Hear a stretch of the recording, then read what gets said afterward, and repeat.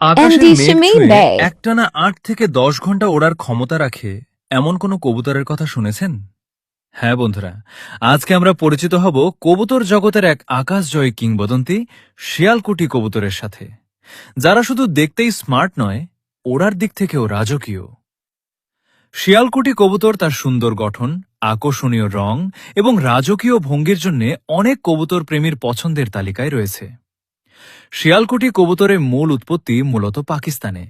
অবিভক্ত ভারতের পাঞ্জাব প্রদেশের শিয়ালকোট নামক ঐতিহাসিক শহর থেকে এই জাতটির নামকরণ ও উৎপত্তি হয়েছে, এবং এটি মূলত দীর্ঘ সময় ওড়ার জন্য বিশেষভাবে তৈরি করা একটি ঐতিহাসিক রাজকীয় জাত। শিয়ালকুটি কবুতরের সবচেয়ে বড় আকর্ষণ হল এদের চোখ।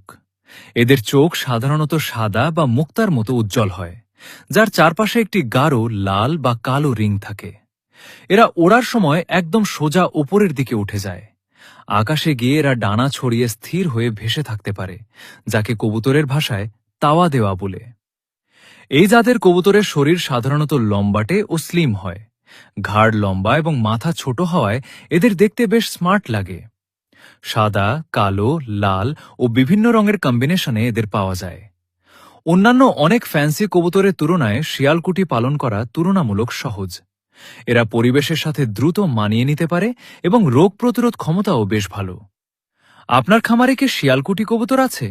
অথবা পরবর্তী ভিডিও কি কবুতর নিয়ে জানতে চান? কমেন্টে জানান।